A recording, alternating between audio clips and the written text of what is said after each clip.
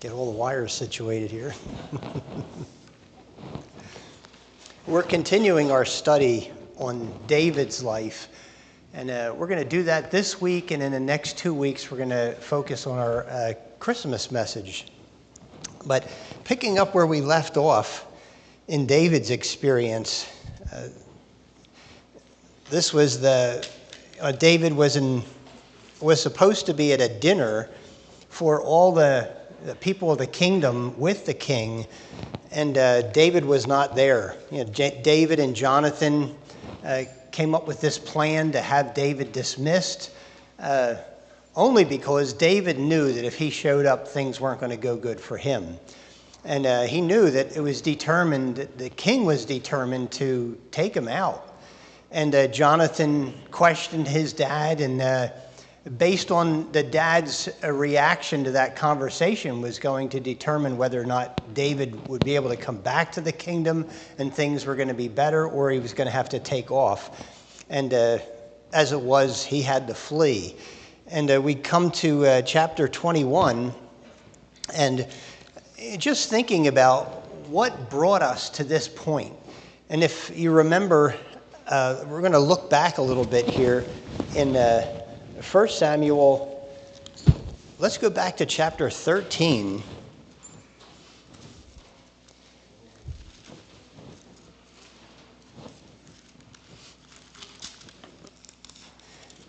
Because the title of today's lesson is Life Goes from Bad to Worse for David.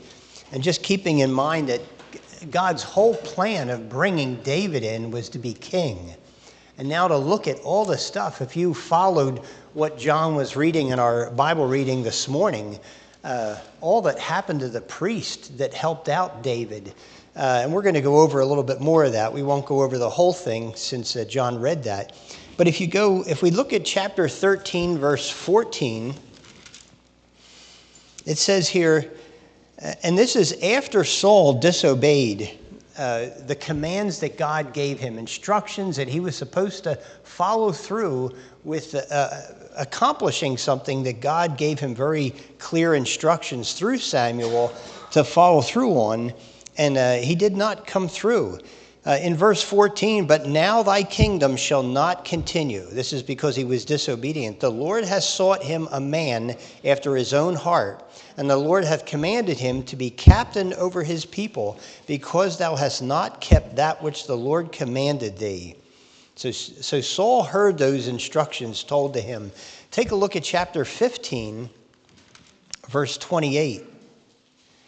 And again, this is another time that Saul was to carry out discipline for the Amalekites and to wipe them out because of what they did to Israel. So here it says in verse 28, chapter 15, and Samuel said unto him, the Lord hath torn the kingdom of Israel from thee this day, and hath given it to a neighbor of thine who is better than thou. And then if you look at chapter 16, verse 1, it says, and the Lord said unto Samuel, how long wilt thou mourn for Saul, seeing I've rejected him from reigning over Israel? Fill thine horn with oil and go. I will send thee to Jesse, a Bethlehemite, for I have provided me a king among his sons. Down to verse 7. But the Lord said unto Samuel, look not on his countenance. This is when Samuel followed the instructions that the Lord gave him to go to Bethlehem, to call Jesse to the feast, and to have all his sons there. And as soon as he saw the oldest son, his appearance, he thought, surely this is the man that God's calling to be king.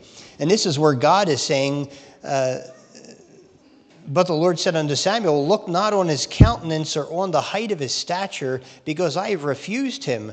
For the Lord seeth not as man seeth, for man looketh on the outward appearance, but the Lord looketh on the heart. And then down to verse 11. And Samuel said unto Jesse, after he went through all the sons, his other brothers, after the firstborn, then he went through each one of them, and God didn't select any of them. And Samuel was waiting for the Lord to tell him, this is it. Well, then he comes to verse 11, says, And Samuel said unto Jesse, Are all thy children here? And he said, There remaineth yet the youngest, and behold, he keepeth the sheep. And Samuel said unto Jesse, Send and fetch him, for we will not sit down till he come here. And he sent and brought him in. Now he was ruddy and of a beautiful countenance and handsome. And the Lord said, Arise, anoint him, for this is he. Now when we went over this study several weeks ago, we broke down those words. When it says he is beautiful, of a beautiful countenance and handsome, or a goodly person, it spoke more about his character. It wasn't so much about his appearance, because God specifically told Samuel, don't look on his appearance or the height of his stature. So this was more about his character, the words that were described here in the original language. Then in verse 13, And Samuel took the horn of oil and anointed him in the midst of his brethren, and the Spirit of the Lord came upon David from that day onward. So Samuel rose up and went to Ramah. I had mentioned that I don't believe that Samuel anointed him and said, You will be next king, or you will be the king. It says in the midst of his brothers. Or else that news would have just spread and everybody would have heard. From that time on, you don't hear anything about anyone mentioning about David being anointed king. He was anointed in the midst of his brothers. Samuel knew, but I think it was just a blessing that was given to him. But God's purpose was that he would be king. But that was the initiation of him starting to come in. From that point on, it goes on and tells us that the Spirit of God came upon him from that day forward, but the Spirit of God was taken from Saul, and an evil spirit from the Lord came on him. And then, he was just troubled. David was called into the kingdom to start playing his harp. That's the first time he was introduced into the kingdom.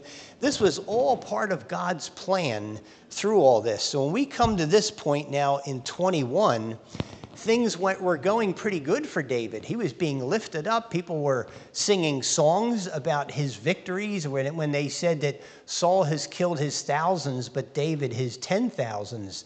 He was getting a lot of praise, and I think for any of us, that would be exciting to hear. But then you have the king. From that first song that they sang, the women were singing that triggered Saul. Now, he hated David because now praise was given to David, and David then became his enemy. I was doing some reading as far as the time frame of things, and there's not a clear description as far as what age he was when he first came into the kingdom. It just says he was a young lad, all the way to the point where he was put in charge of the whole army.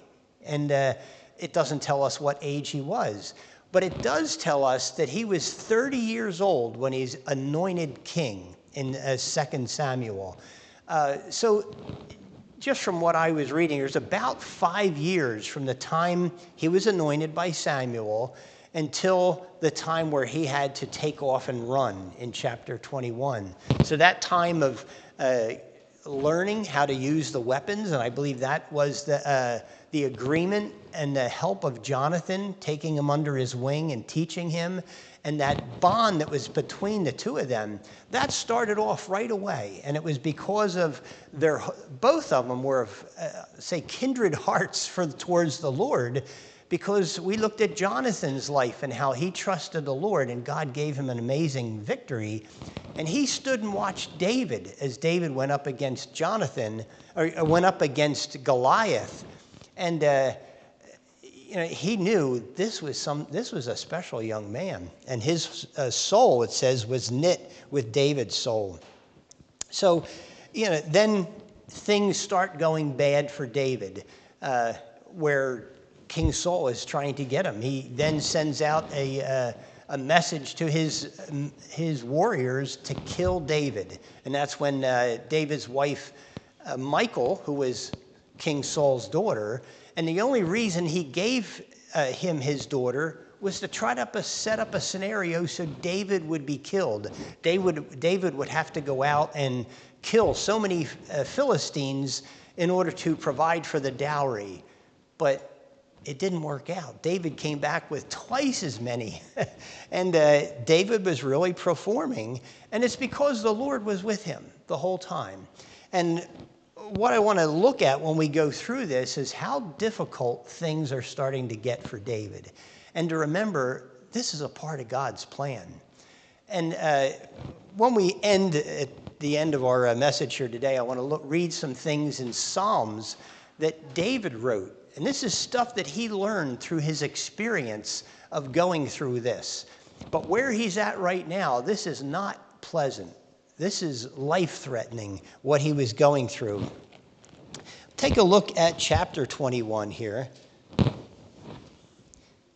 It says, then came David to Nob. This is right after that agreement with Jonathan that based on his dad's reaction. If you remember, they decided Jonathan would shoot the arrows out into the field.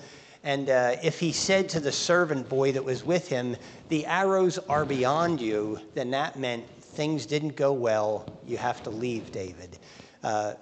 If he said off to the right or to the left, then went okay with my dad, as far as Jonathan's conversation with his dad.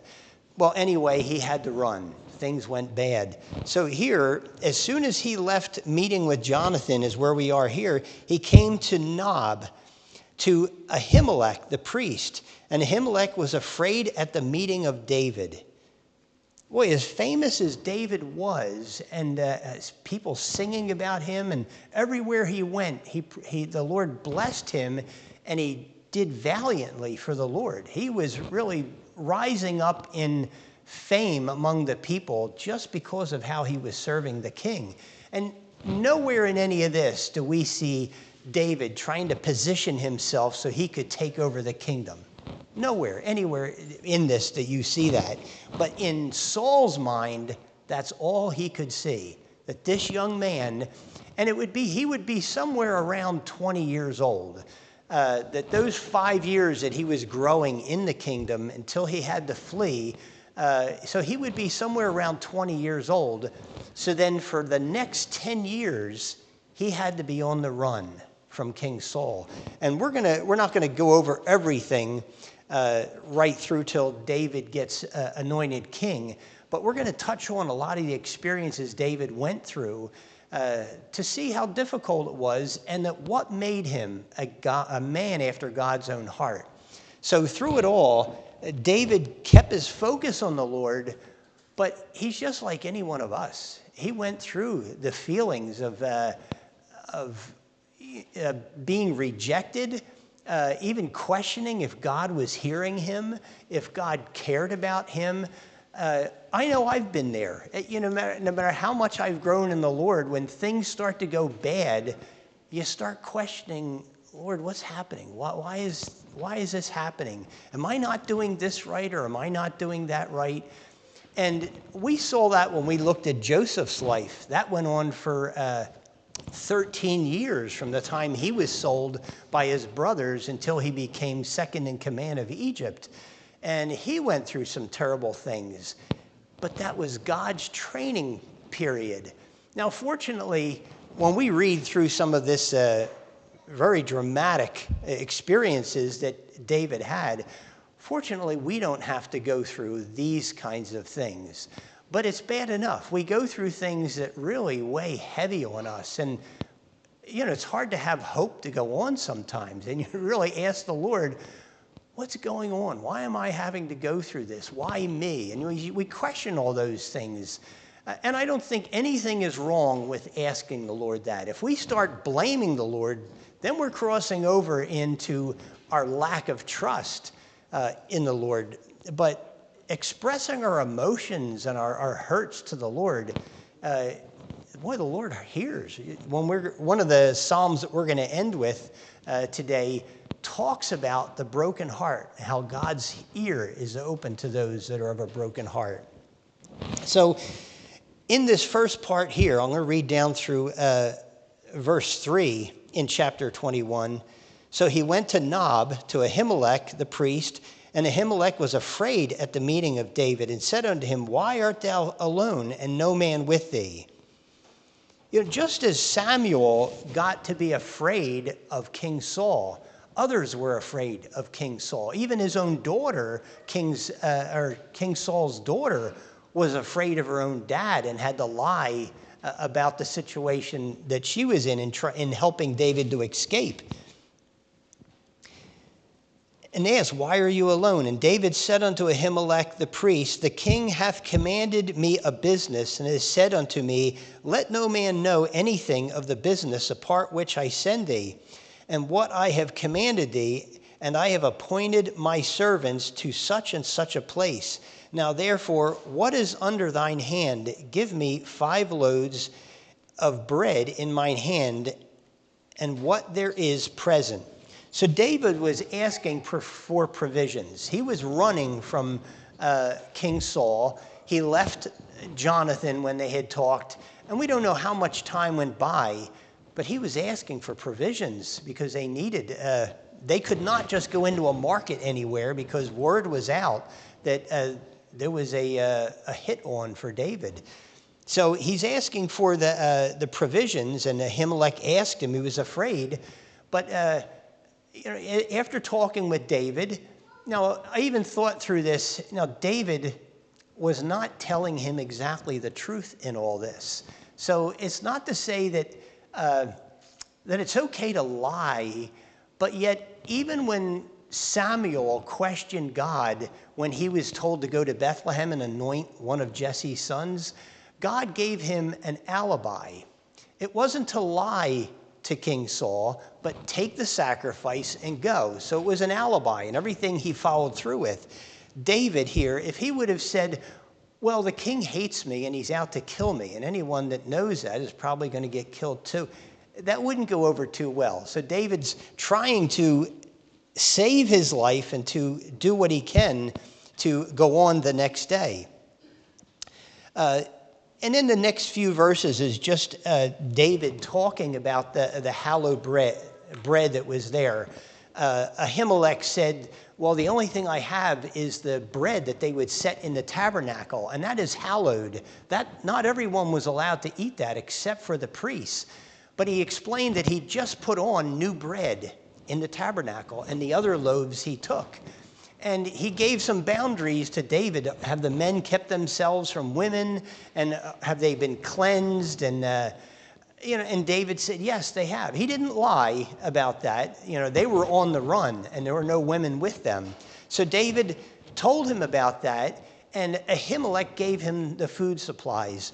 What's interesting, Jesus actually used this example. If we turn to Matthew chapter 12, Jesus talks of this specific instant of when David got the food provisions from Ahimelech there.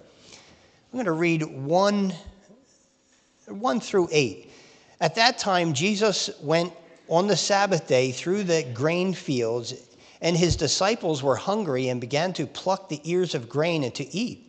But when the Pharisees saw it, they said unto him, Behold, thy disciples do that which is not lawful to do upon the Sabbath day. This is interesting that there are still people today that, I guess I'll say they're in somewhat legalistic. Now, as far as here, these disciples were walking through the fields and they were plucking some grains of corn just to eat, something to eat. And the Bible actually says that as far as gleaning fields, farmers were not to glean the corners of their field and leave it for the poor. But here they were just gathering some things just to eat themselves, and the Pharisees are saying, you're not allowed to do that on the Sabbath day. They weren't supposed to work on the Sabbath day, but here they were just getting foods for themselves. Look what Jesus says. He says in verse 3, But he said unto them, Have you not read what David did when he was hungry, and they that were with him?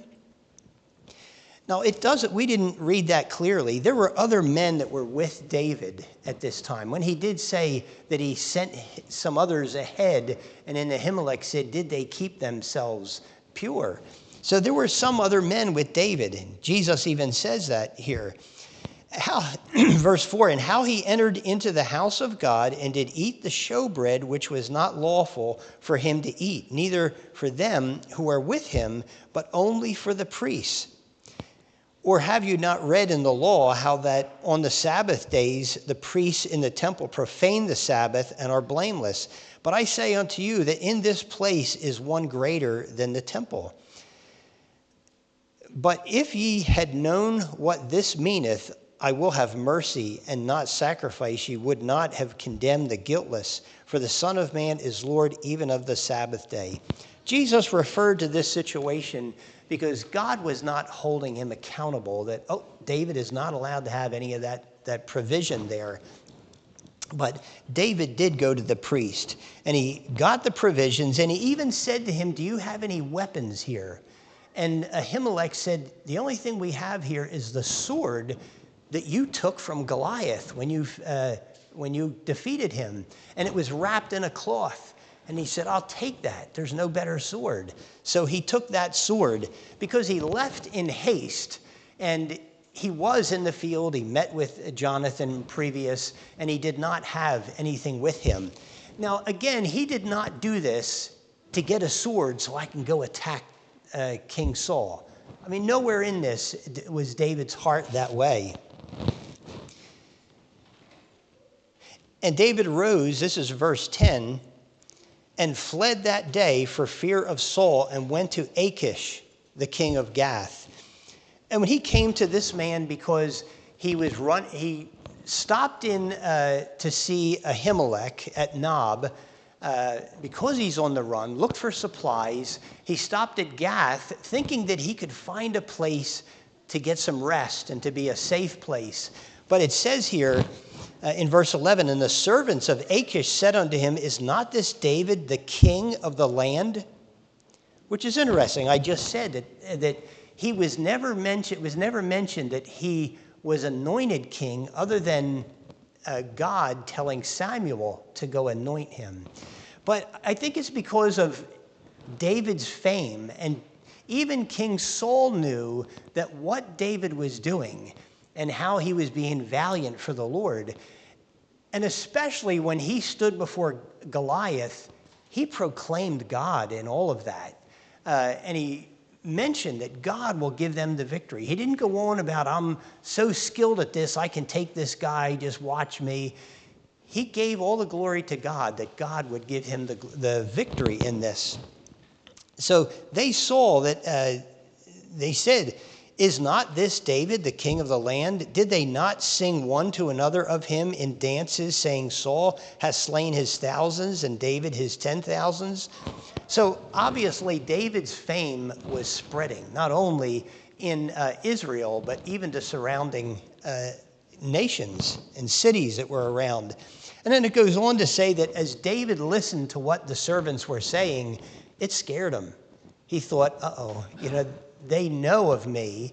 And then he made believe that he was a madman. It says he let the spittle fall down from his face, and he scratched on the wall, and he just put on an act like he was a madman.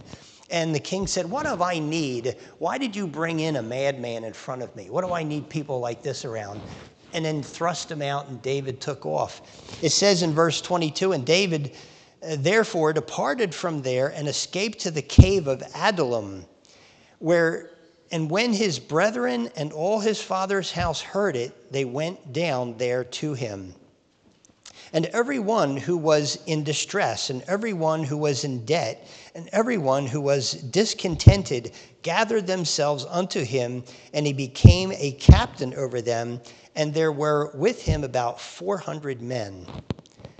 People were coming to David not because he was starting some revolt against the king.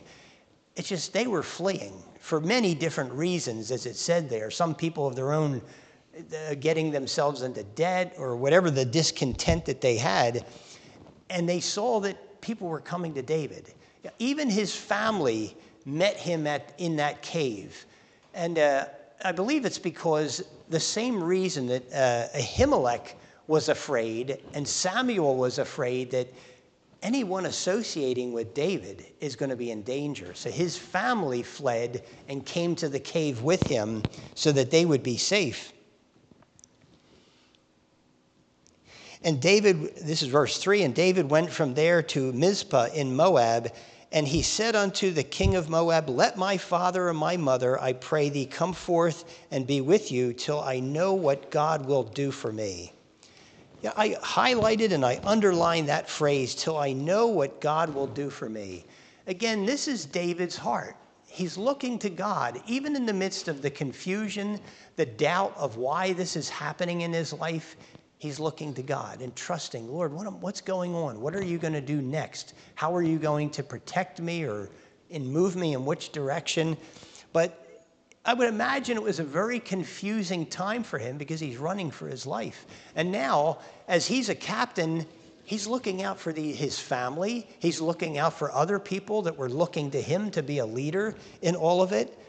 And, he went to Moab. Moab is where his great-grandmother was from, Ruth. She was a Moabitess. And that's why he probably took his parents there to be safe in that location. And they took care of his parents while he was on the run.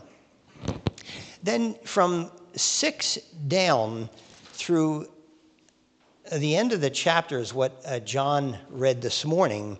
And David then, it says that Saul was under a tree in Ramah. And the significance of Ramah, I think, is because that's where David went before and met Samuel the first time. So he probably thought he's going to Samuel again. So he went to Ramah. And then he gets all his men together and he asks, why is everybody against me? I think he's looking for pity at this point. He says that David has even conspired with my son to take me out, to get me. But in nowhere was it said that David was trying to do this. Even when Jonathan talked to his dad a couple of the times, he said, David has done everything that you said for him to do. He's accomplished everything. You even saw, as he speaks to his dad, you even saw the miracle that God did in enabling him to defeat Goliath and the victory that Israel had through that. So Jonathan saw that. Others saw it. And he's asking his men, why are you keeping this from me? Now, there was this one man, Doeg, that was mentioned there. When David was meeting in Nob with Ahimelech, there was Doeg. He was a servant. It says that, this is in verse 7, and a certain man of the servants of Saul was there that day, detained before the Lord, and his name was Doeg, an Edomite, the chiefest of the herdsmen that belonged to Saul. He just so happened to be there, and he saw David, and he heard what was being done there. He saw what was being done. And when Saul was here asking, well, why is nobody on my side? Everybody's against me. Doeg spoke up. He said, I saw David. I saw him with Ahimelech. And listen to what he says here. And he says in verse 10 of chapter 22, and he inquired of the Lord for him. This is speaking of Ahimelech.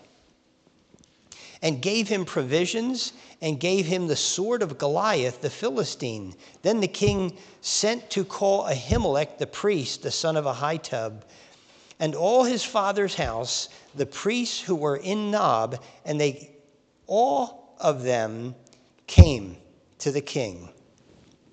So his whole family, King Saul called, and he knew what he was going to do with them. He asks Ahimelech,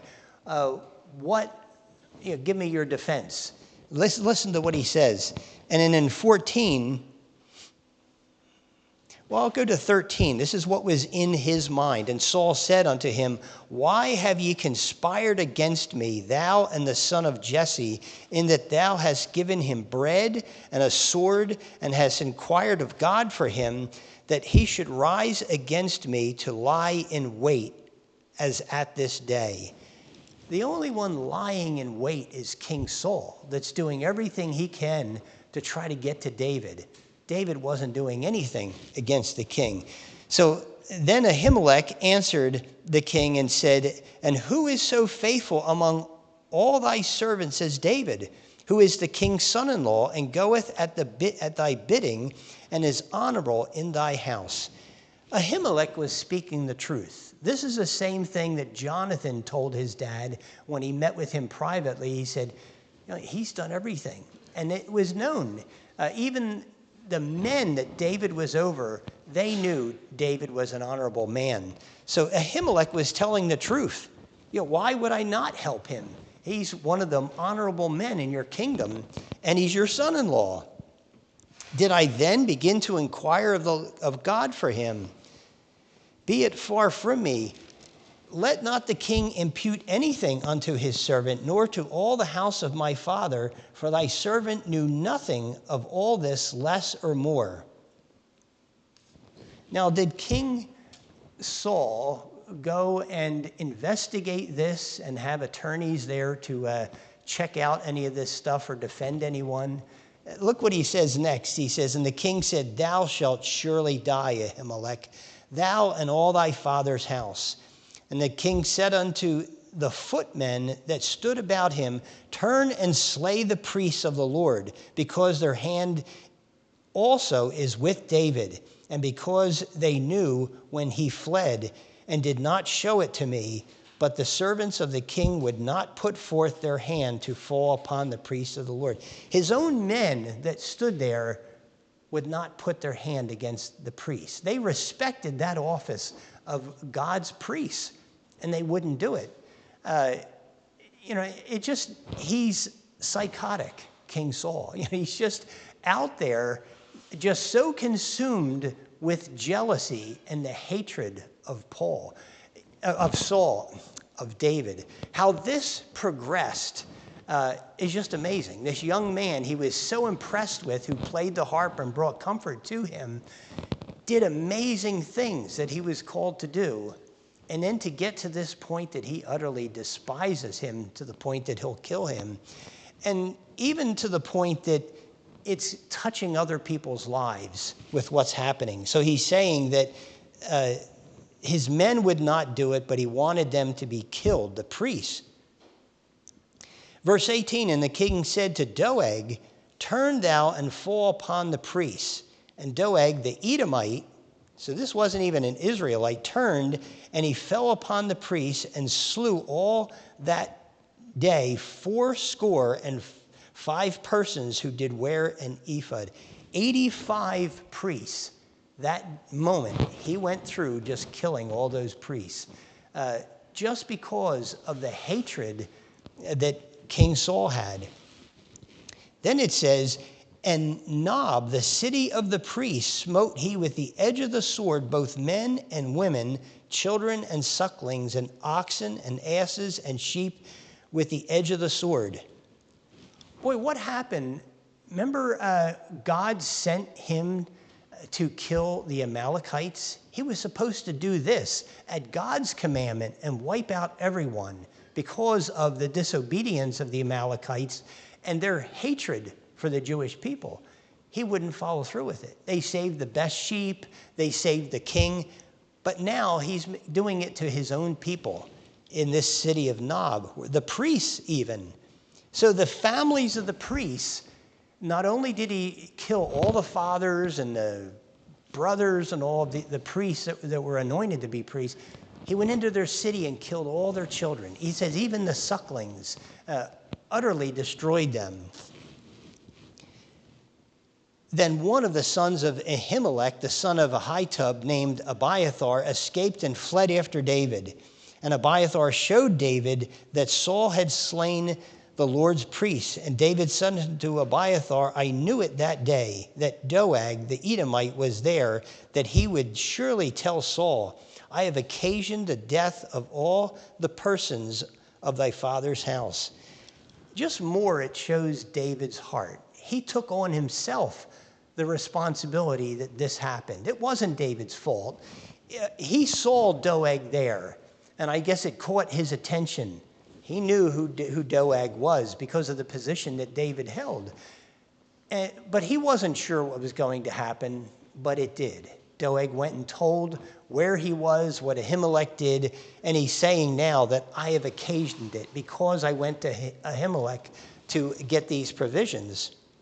So he's speaking to Abiathar, and he said that he surely tell Saul, I had occasioned the death of all the persons of thy father's house. Abide thou with me, fear not, for he that seeketh my life seeketh thy life. But with me thou shalt be in safeguard. He was going to then take care of Abiathar and watch over him. But this is where I said it went from bad to worse, to the point that all these people were killed because King Saul, his hatred for David here. So it just seems to be getting worse. I can only imagine what it would be like for David. Again, he's a common man. He's a man with emotions and all, and the doubts that must have been going through his mind. He trusted the Lord, but why is the Lord allowing all this to happen? And now all these people that die, it really does baffle you sometimes when you think, like, even with all those people dying, it was the priest's city. Why would God allow that to happen? Why wouldn't God stop that in some way? And as we go through and we see some of the things that God does in David's life, he could have. There's things that we don't know, we don't understand why God allows things like that. Tom and I had earlier this year went out to a house and we met some man. He says he's an atheist. And one of the things he said was, how can God permit the crimes and death and children with this being sold into sex slavery and all that? How can a God allow that to happen? And Tom and I talked to him for a while, but it's man's sin. It's not God's fault. Man is sinful, and it doesn't mean that God stops everything that evil men do and wickedness. It just happens. Now, one of the scriptures I thought of was here in Isaiah 55, 8 and 9. He says, for my thoughts are not your thoughts, neither are your ways my ways, saith the Lord. For as the heavens are higher than the earth, so are my ways higher than your ways, and my thoughts than your thoughts. It's not to say that God is not a compassionate and caring God. I guess some might say, well, maybe there was some type of a wickedness in Nob and God allowed that to happen.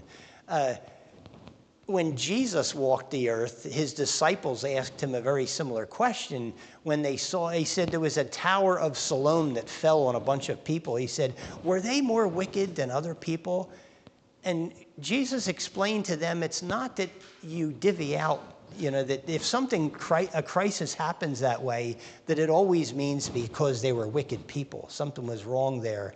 Now, there are times that God allows things for judgment, and he does in our own country.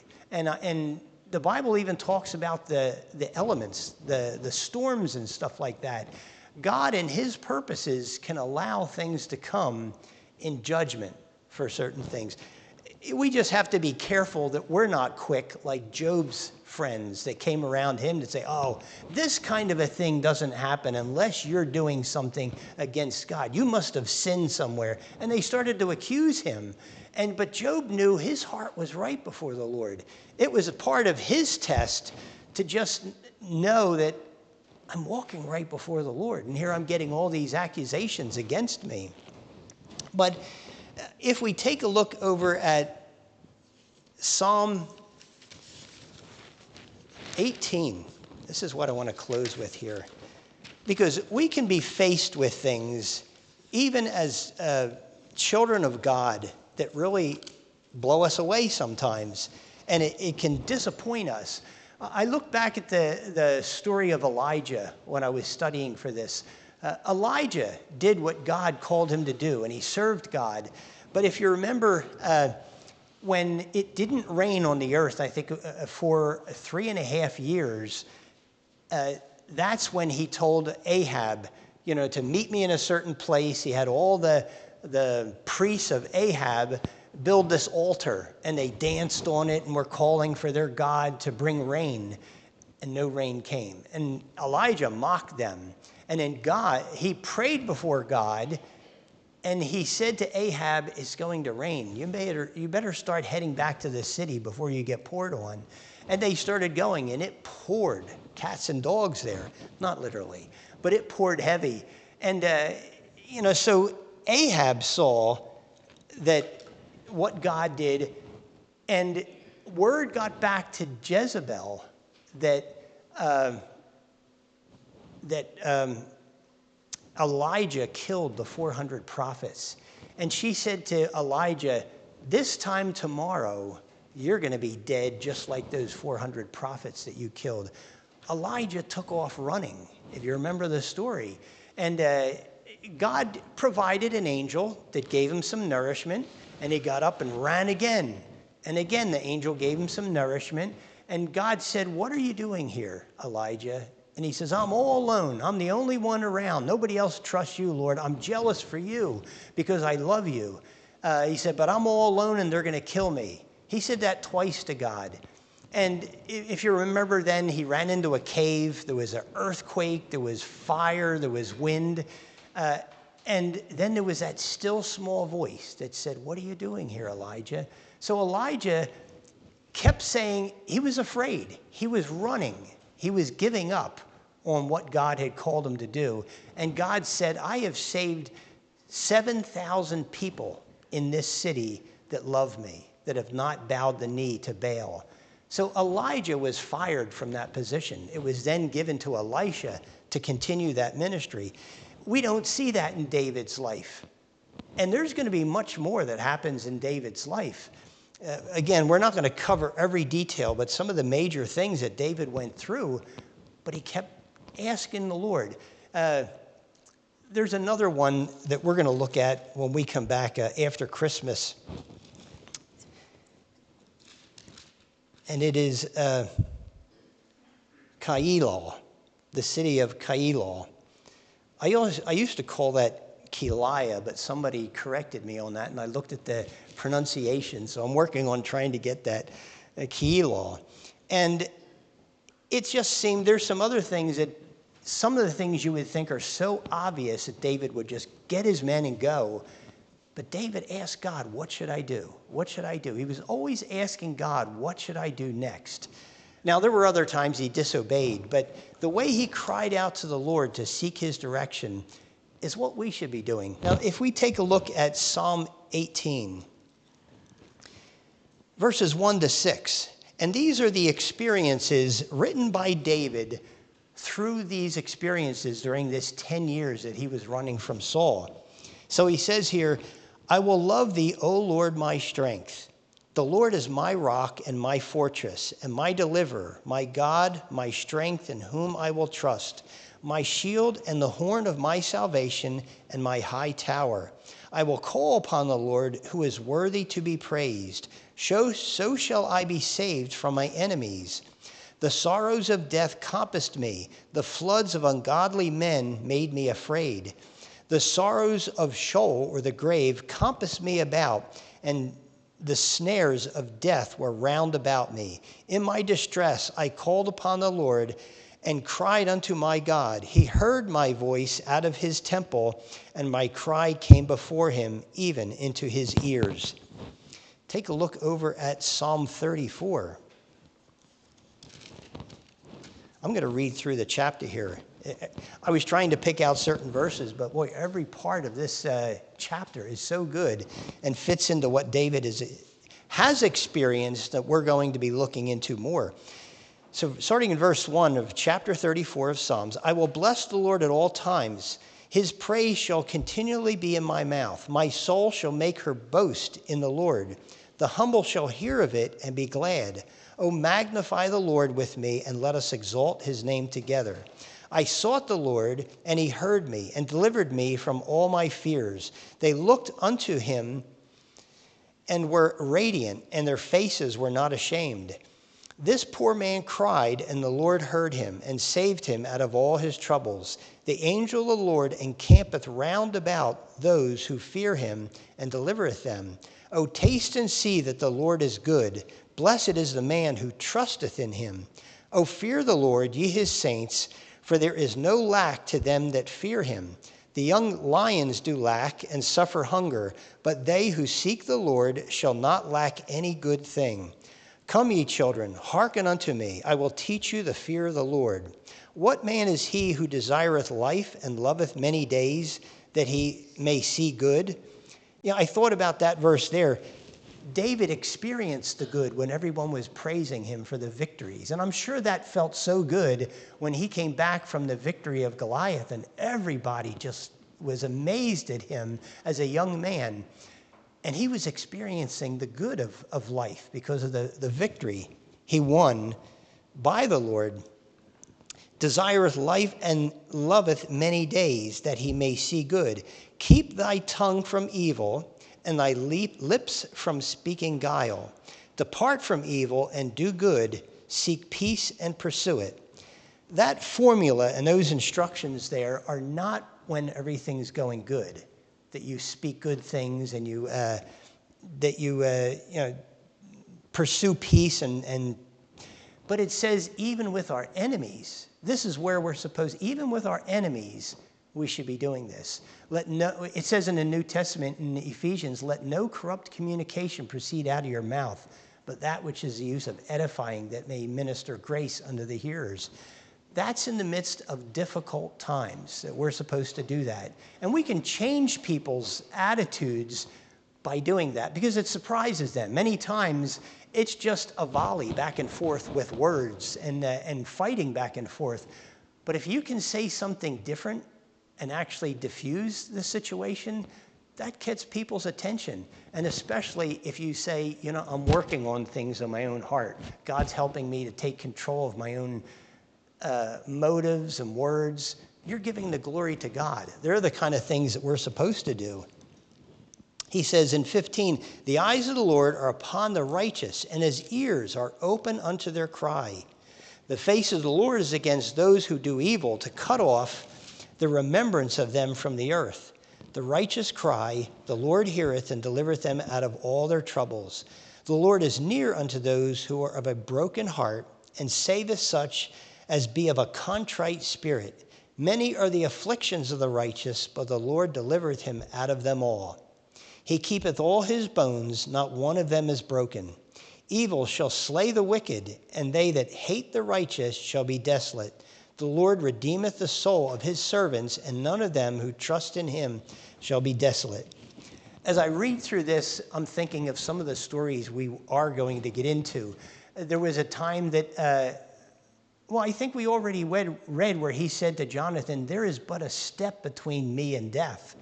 So right now where David is at, he's running for his life. He's hiding in caves. He's hiding his family. He's trying to protect them. He sees people, whole cities dying around him. And then he heard Achish say, well, this is the king of Israel. I don't know if David knew at this time, I'm going to be king. He was growing into that position, and God was growing him through all these situations.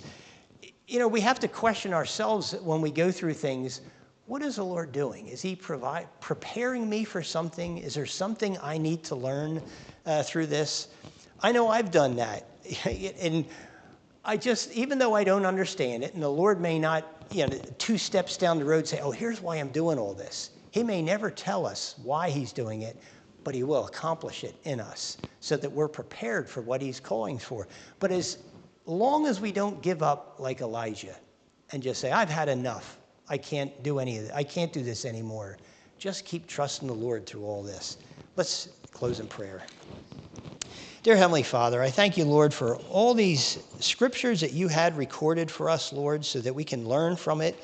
And Lord, when we are feeling down and overwhelmed with things, Lord, that you would help us to remember these things. And most importantly, to remember how David looked to you. He gave you praise in all this, Lord, even in the midst of his own doubt and confusion. But Lord, he sought your direction in everything. Help us to be so quickly to call out to you, even to cry out to you when we have these difficulties, Lord. But help us never to give up, never to back away, to give in what other people want us to do, Lord, but just keep our eyes fixed on you, because you do promise to bring us through different storms, different difficulties that we go through, Lord, and you bring us on to a new day. I just pray for your blessings on everyone here today, Lord. Guide them in the things that they're facing, the things that they're going through right now, Lord. Give them the strength to bear up under it, and most of all, that they would open up your word, find the encouragement, the strength, and the instructions that you have prepared for all of us in your word. I pray in Jesus' name, amen.